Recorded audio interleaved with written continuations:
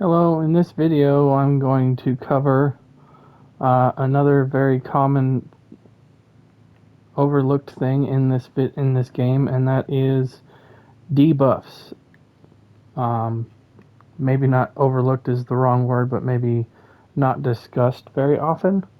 And so I'm going to talk about that. So let's get into the menu here. We'll go into the help as always, go over to tutorials, and then you go down to the bottom. It's probably quicker to go that way, and then go up to combat, and then if you go all the way to the very bottom and go up, let's see, what is that? 1, 2, 3, 4, 5 steps from the bottom of the list here, and we have named debuffs. Now, debuffs are effects that can be on you, or you can apply them to the enemy, and they will cause problems for whoever they're inflicting. So there are several debuffs and buffs in the game, but I'm only going to cover debuffs in this game, or excuse me, video. So let's get started with this list right here. These can be applied for varying durations depending on how they're being applied. For spells, they tend to last longer. If it's from a status effect, it's typically usually around 4 seconds or so. Just depends on the application of how it happens. So let's get into it. Just to give an overview of these debuffs, in most cases, there are a major and a minor of these. Major being the more severe, and the minor being usually about half of what the major does. These two components can stack on top of each other. However, you cannot have two instances of the same. For example, with the top one here, breach, you cannot have two instances of major breach on an enemy and have it stack in terms of having double the amount of the effect. But you can put a minor with a major. So let's get into the debuffs themselves and discuss what they do, how they're usable, when they're usable, if there's any areas where they're not really that optimal. So let's get into it. So, and there's ESPN again. Thank you. Um, Turn that on silent so that doesn't happen anymore. I have a new phone. Sorry, guys. Uh, so back into it. Breach. Major breach will strip the armor of an enemy by the amount of 5,948. And that can last for a varying amount of duration. For example, the spell from the Destruction Staff skill line, Elemental Susceptibility, can apply Major Breach for 30 seconds. If you pick the other morph, Elemental Drain, it'll apply it for an entire minute. If you're putting it on with Taunt from the Sword board, like Puncture, it's only going to last for 15 seconds. If you get it from a Scribing skill, it's likely only going to last for 10. So it depends on what source you're getting the debuff from. There's not a set length of how long it will last, but it does do the same thing once it's applied. So it will strip 5,948 armor on whatever it is inflicted on. So just to give you an idea of enemy resistance in PVE is 18,200. So if you take 5,948 from the 18,200, that's roughly 33% of that enemy's armor just with Major Breach. So this is a very, very important debuff to increase group damage because it removes all the resistances of whoever you're attacking. That goes for players in PvP as well.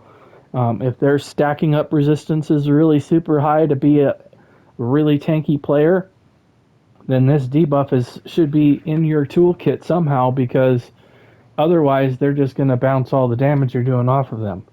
So keep in mind that Breach is a really powerful tool, and you probably want to get it in your toolkit for solo and for PvP especially. In trials groups and dungeons groups, this debuff is handled by the tank, or should be. This is absolutely a vital debuff to be in your trials group and your dungeons group. If you've got a tank that's not applying major breach, they're not doing one of the biggest responsibilities in the role of a tank, and that is to debuff the enemy. Their first job is to stay alive and hold taunt. The second one is debuff the enemy, and this is the one of the biggest ones. If you're not applying major breach, maybe you should stop tanking and let somebody else do it. I mean, that's just almost inexcusable to not apply this in a dungeon and a trial. So minor breach goes along with this. It's only 2,974 armor by comparison, and so you can stack that up to add up to, it's just about 9,000 resistances together. It adds up to 8,922 total. So it's around about 9,000 resistances, which can equate to it's roughly 50% of the enemy's armor for PVE monsters, because they have a resistance again. Their resistance is at 18,200. So these two really should be provided by the tank in PVE group trials and dungeons. In solo, minor breach might not be there as much. Solo environments, you probably want to try and hit around 9,000, either penetration or armor strip, or a combination of the two. If you're actually trying to solo a dungeon or something like that, or just if you're in a group trying to do the dungeon but you don't have a tank, say you're 4 DPSing it, very common during the Undaunted event, perhaps you get somebody to run major minor breach somehow. There's a lot of different ways to handle that, but minor breach is very important to help reach the resistance, or I should say the penetration cap as well. It's a vital component along with major breach, minor breach, and then adding a few other elements there to make sure that your team can strip away all the armor and do all the damage that they need to. So these two are very, very important. I would say probably one of the very most important debuffs in the game, and so that's why I'm talking about this at length, is because these are absolutely crucial for dungeons and trials. If you're not having this in your group, you need to stop everything and get this in your group now. This will improve your damage and your performance of your group exponentially. You will see an absolute massive jump in damage if you are not using major and minor breach and then you implement it, because that allows your DPS to not have to focus on building for penetration. They can now focus on putting critical chance into their build, or critical damage, or more weapon damage, whatever the case. When you as a tank take care of stripping the armor off of the enemy, the rest of your team can build into other areas that you cannot provide to them. You cannot provide critical chance to anybody in this game without getting a minor prophecy buff from the assassination skill line. That is the only critical chance, along with the sorcerers. Now, I say the only because virtually nobody is using dark magic from sorcerer. I mean, if you can find somebody in a trials group right now using dark magic, then boy oh boy, or that is a unique unicorn. So I'm going to end the breach talk there. I think we've covered that adequately. So the next one up is vulnerability. Major vulnerability will increase enemy damage taken by 10%. Now, the most common way to apply this in the past was having a tank running Turning Tide and or pairing it with Archdruid to keep the uptime at 100%. You'd bash the enemy, apply the flowing water debuff, and it would make them look like they have purple smoke on them, and that applies the major vulnerability debuff, therefore increasing all the damage they take across all damage types by 10%. And then it would only be able to proc for 10 seconds, and then you couldn't reapply it for 15, so you'd have a 5-second cooldown. So at that point, you'd heavy attack the enemy with Archdruid and keep that up. Well, now in subclassing, DPS in your trials group, you can have a small handful of them pick the Gravelord's Sacrifice skill line, and they can put the Glacial Colossus ultimate on, and they can keep the major vulnerability buff up 100% of the time, because you can just roll through and have them stagger it every 20 seconds, which is a very easy thing to handle. So I would say probably the best method to get major vulnerability is to have the DPS run the Glacial Colossus ultimate. Now, I personally recommend having your support DPS do that if they're running a Zen or a MK or something like that. With War Machine, when they fire off that Glacial Colossus, not only are they going to give the entire group Major Slayer for 50 seconds with that War Machine on the back bar, they're having the Glacial Colossus hit for 20 seconds of major vulnerability. So that's essentially a 20% damage increase for 20 seconds. And you can just have the next DPS roll in there with another Colossus after that first one drops off. And you can keep that damage up the entire time very easily. So it just takes a little bit of coordination. Maybe you huddle up with your Colossus people before the trial and say, all right, you're the first one, and then you're number 2, and then you just show them what to look for and when to drop it off. That way in the trial they can look for themselves and they can fire it off. You have just a little side meeting on your colo group. Minor vulnerability takes 5% increased damage to whoever's inflicted by it. So this is typically procced off of shock damage. It can be done by other things. The Warden bugs is very common. But there are a lot of different ways to get minor vulnerability. Scribing is another one. But shock damage will proc it quite often. If you've got shock damage in your group, then I would recommend having at least some that also is procced with off balance, as shock damage does.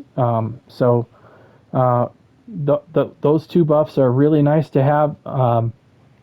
Not necessarily gonna see a massive jump with minor vulnerability, but it 5% increased damage across a team of DPS that are doing 100,000+ damage a second.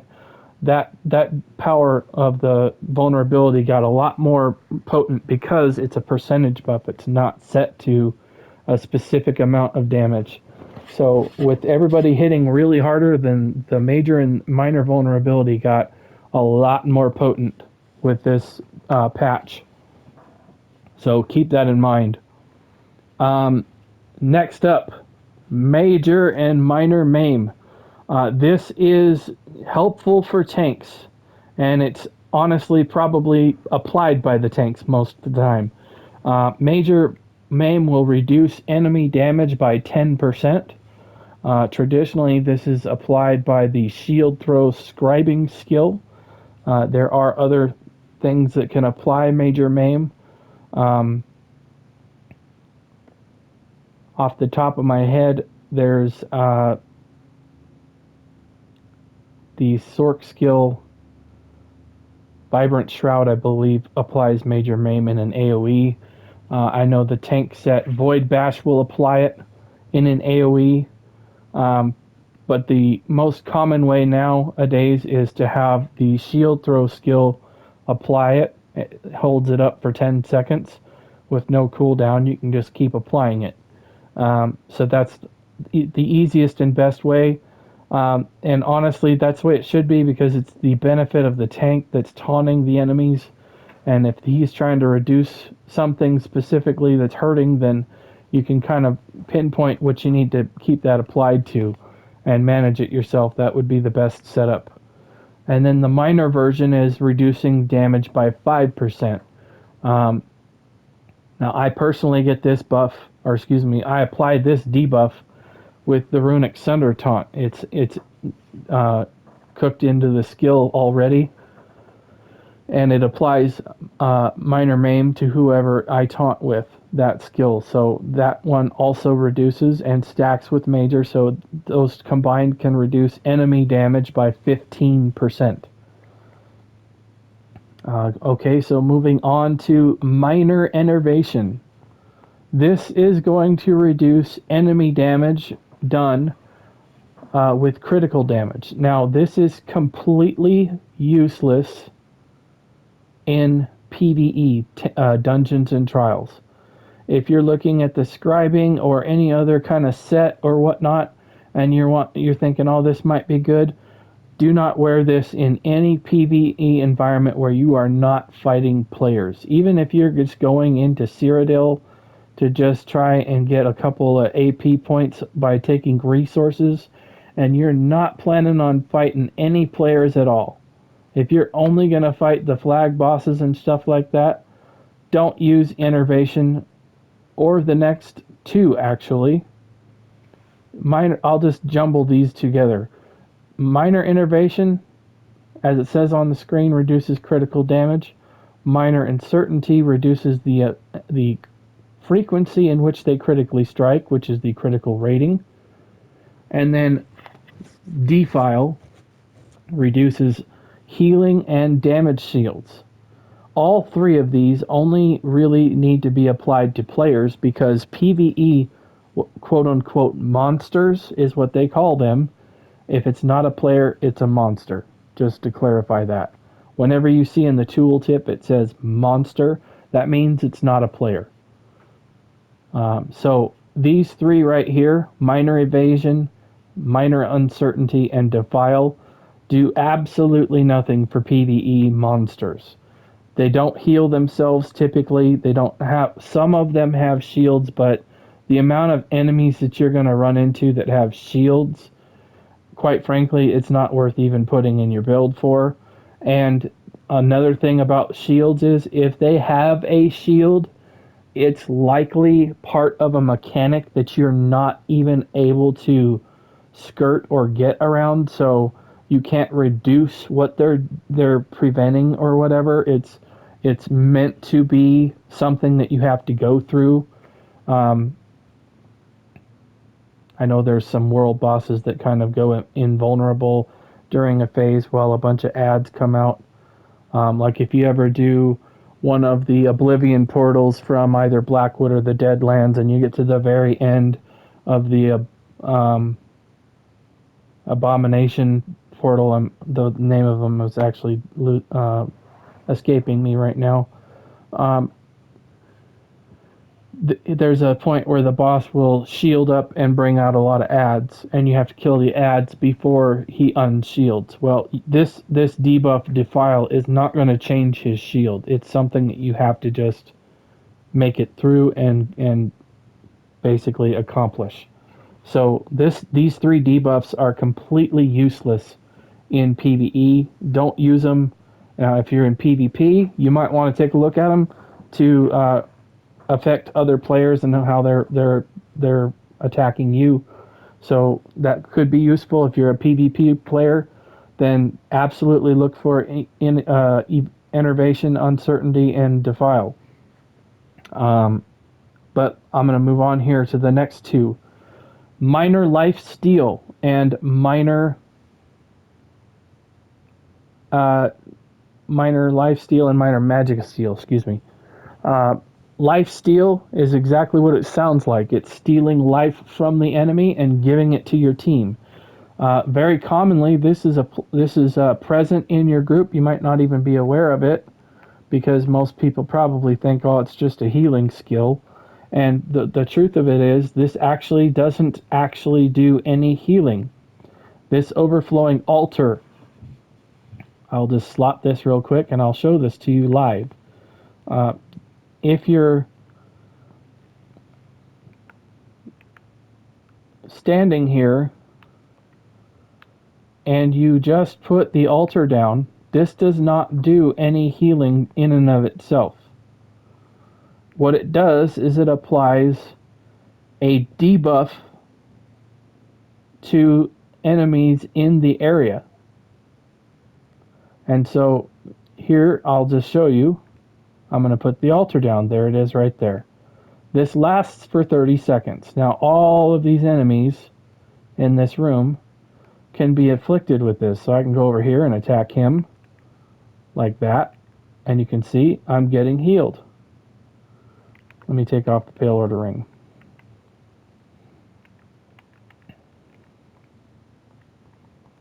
Okay. So we'll reapply this because it's about to drop. And I'll hit my new dummy just for fun.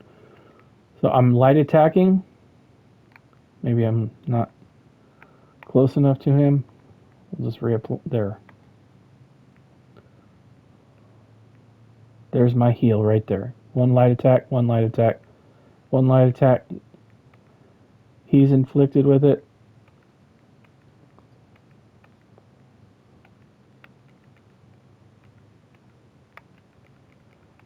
This guy's inflicted with minor life steal.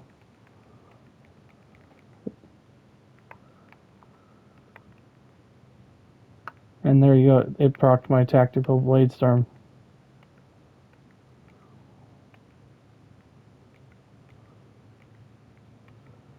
But you can see the heal that it's doing. It applies it to one enemy. And you can see I'm getting a heal per second when I attack that enemy. Only one enemy can be afflicted by per ally, so that's how that works, and that's the debuff basically. That's the most common way, and that's why the blood altar, quite frankly, is so potent, is because it can help your healing quite a bit. So the Magicka Steel version, this is a little bit more rare, but instead of healing, it gives you Magicka back. You can put this on a spell with scribing, but there's a very common way of getting it from the Destruction Staff Elemental Drain. We'll put Magicka Steel instead of status effects. Like the Elemental Susceptibility applies status effects, then Elemental Drain will apply Magicka Steel. I recommend healers run the Elemental Drain, which will stack with Susceptibility because it applies a different debuff. They both apply Major Breach, however, the secondary effect will stack with each other. So, next one up, another PvP exclusive. Minor Timidity consumes timidity, I guess, like humidity, but timidity. Consumes ultimate every 1.5 seconds. Well, PvE monsters do not have ultimate, so this is completely useless for Dungeons and Trials as well. So pair that up there with the trilogy up here, the Enervation, Uncertainty, and Defile. Put that in the same bin. The next two are pretty much exclusively applied by tanks, and for good reason, because their skills that they're used to apply with are typically on tanks already. Cowardice, this is very common. Major Cowardice, you can get this from the scribing skill, the chains. You can put this on the very bottom and reduce enemy damage taken. Very, very potent debuff that can reduce their weapon damage by 430 weapon and spell damage. Now, it's not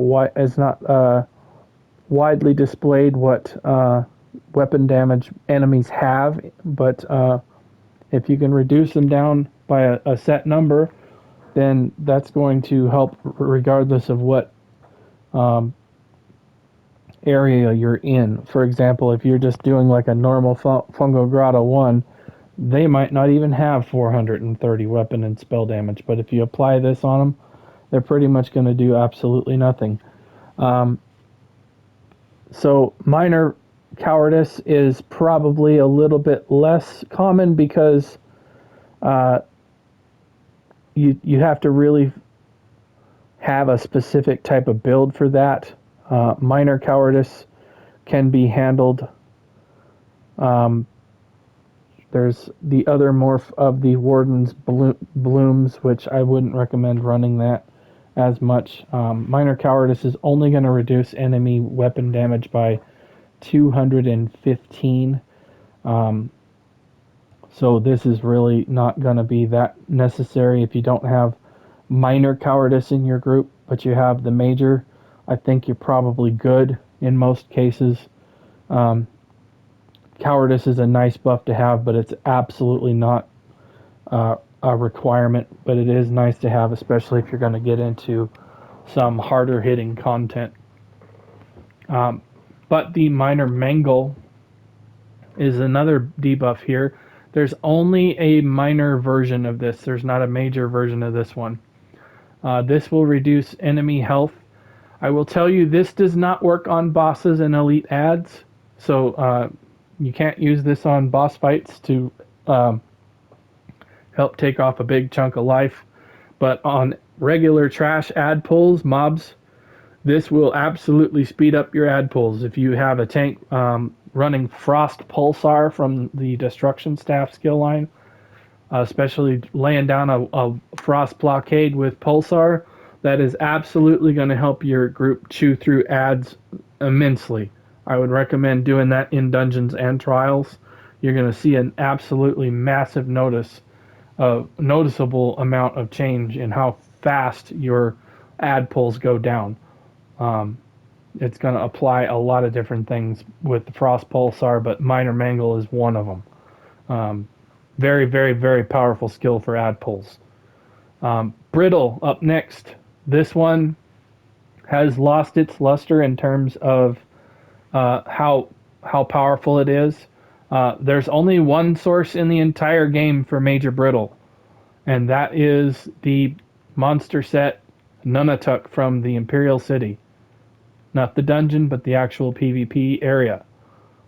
And that is right here. Nunatak. When you do frost damage, you can inflict the enemy with Major Brittle for 4 seconds, but you can only proc it once every 15. So what that does is it increases enemies' critical damage taken by 20%. Now, why do I say that has lost its potency? Because with subclassing, DPS and groups in total are much more capable of reaching the critical damage cap of 125%. Now, what does that mean?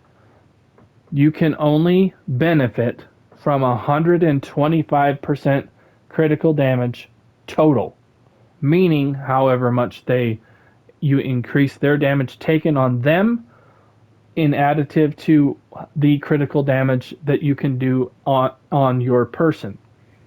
So you add those two together and you get the critical damage cap.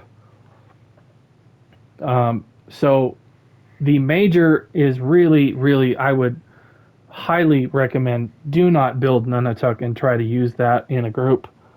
It's so convoluted and messy to try and do that. The only way you can make that useful is if you have another person running Nazare, and that person can catch the 4-second window that Major Brittle is applied and then have their ultimate up and ready and also fire it when that happens. A 4 second window with also managing mechanics and everything else that's going on, just don't do it. You're going to give yourself a migraine. Don't do it. Just there's so much easier ways of getting the critical damage cap. If you're interested in how to do that, I have a video on my channel. Check it out. Very, very easy to reach the critical damage cap. Do not worry about major brittle at all. It's not worth it. Minor brittle, you possibly might need this buff. Very, very, I would say maybe 30% chance that you need minor brittle anymore. Because it is so easy to get to the critical damage cap. Brittle is not necessary. You can build with virtually Adric Spear from the Templar, Assassination from the Nightblade, and the Herald of the Tome from the Arcanist on DPS, and then you just have the tank run Lucent Echoes, and then you have all your DPS slot fighting finesse, and you will be at 125% critical damage at the cap 100% of the time, no drop off. Trust me, you don't need brittle. Now you might say, oh, what about your other members? Do you really care if your tank and your healer does critical damage? Trust me, you are not going to need brittle. If it happens in your group just by osmosis or whatever, fine. Great, it's there. It'll fill in a gap if there is one.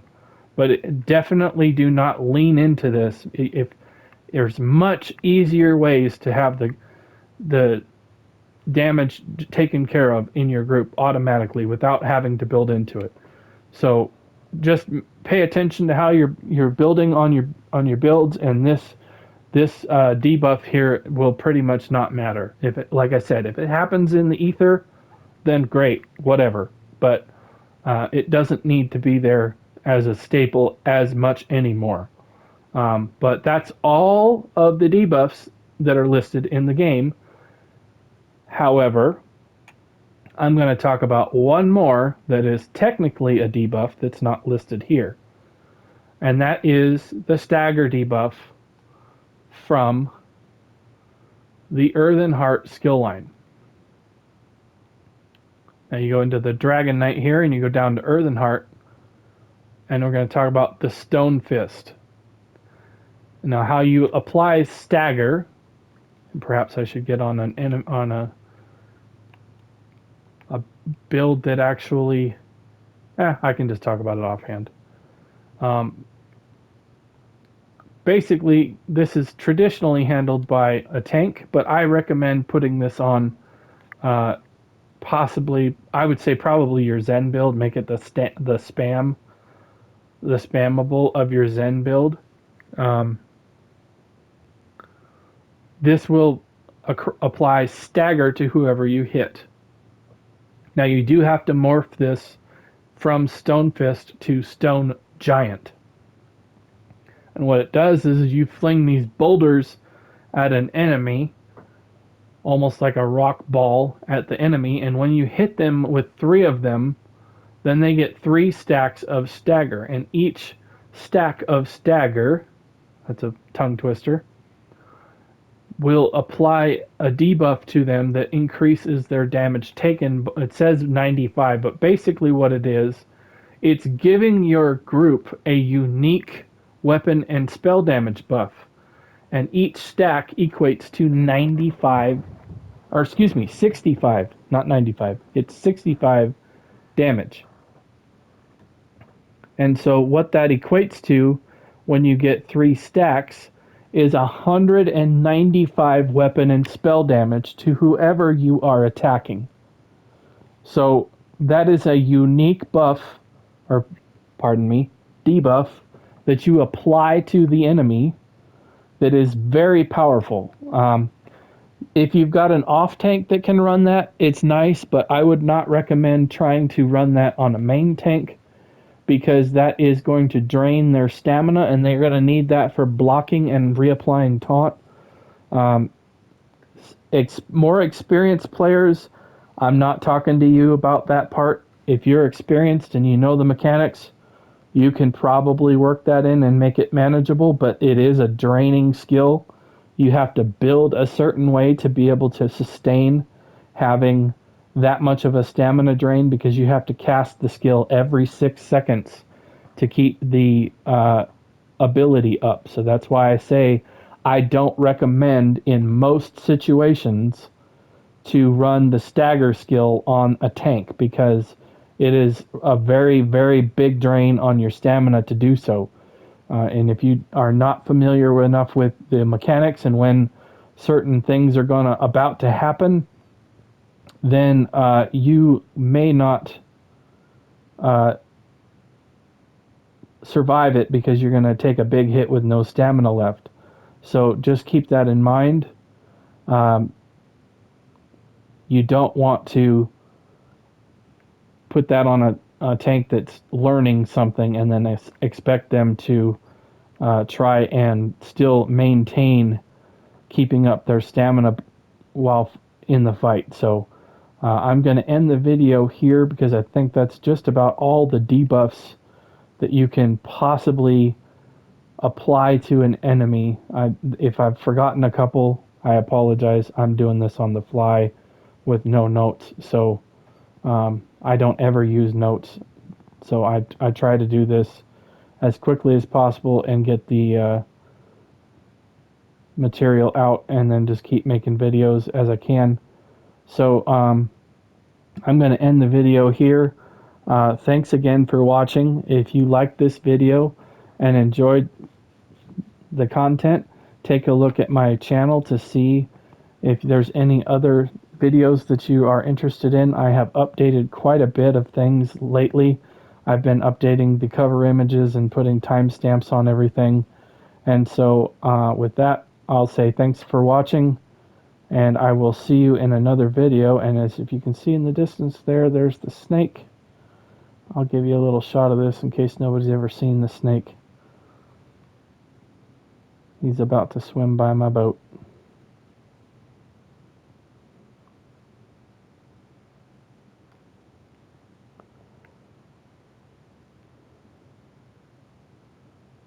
This might take a little longer, but something that people probably don't know about a lot. So for those of you that have stuck around this long, a little bit of extra credit, or not extra credit. We'll call this the scene at the end of the credits. And you stick around for a movie and you see something special. Here's the serpent that swims by my boat every once in a while. So if you stuck around long enough to watch this, comment in the comments and let me know. Thanks for watching. I'll see you in another video, guys. Bye.